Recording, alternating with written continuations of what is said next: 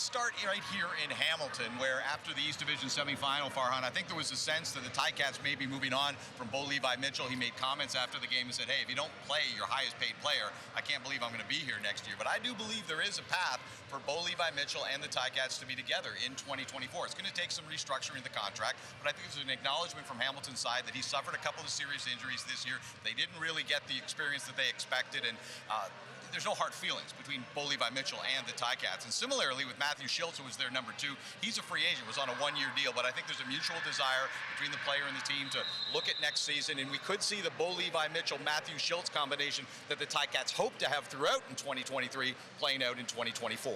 I think we've got a fascinating situation coming up in Ottawa as well. You've got Jeremiah Masoli and Tyrie Adams. Both are injured. Masoli on a big contract. I think there's interest in bringing him back, but that would certainly happen on a restructured deal. Both sides understand that, but I think both of those players likely aren't going to be available for the start of training camp. So if I'm Sean Burke and I've got 2 injured quarterbacks and I'm in the last year of my contract and I've got Dustin Crum, a young guy who showed some flashes, but I don't know that I'm going to trust my livelihood to that particular quarterback situation. So a couple of names to keep an eye on. One is Drew Brown, currently the backup in Winnipeg, and a lot of people believe after 3 years of learning behind Zach Collaros that he's ready to start. He certainly has some hunger there, but Collaros, as much as anybody, is making sure he understands don't go to the wrong situation.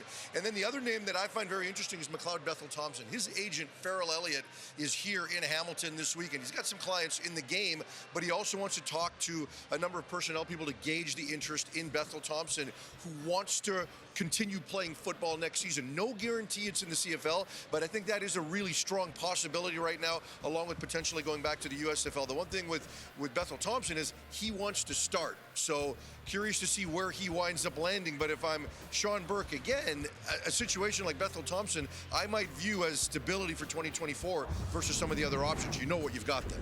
The offseason free agent market for quarterbacks is not going to be as robust as we've seen in some previous years, but here's a name I think will get a lot of attention.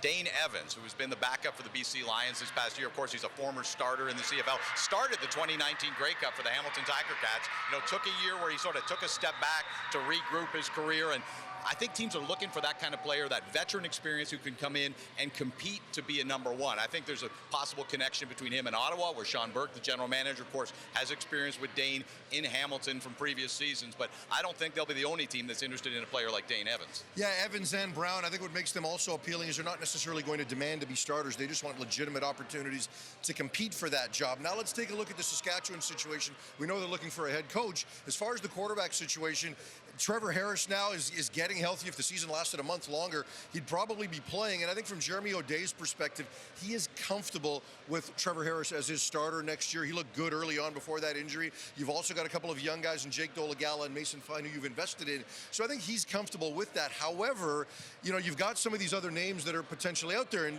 he wants to make sure that his head coach gets some input into that process. So let's say Scott Milanovich is the head coach in Saskatchewan. He's got a history with Trevor Harris. That might be a really good fit. But if Buck Pierce gets hired, maybe he wants Drew Brown, who that he's got a history with. And what if it's Corey Mace? Well, he had McLeod Bethel Thompson last year in Toronto, so he might want to go there. So ultimately, while O'Day's comfortable with Harris, and I think that's the odds-on favorite, there is some desire to make sure the eventual head coach gets some input into that process. One name to throw out quickly for this offseason mix as well, Chris Streveler, of course, last played in the CFL in 2019 with Winnipeg. He's been in the NFL, was cut by the New York Jets in September, has had some NFL workouts, but has not been on a roster this season.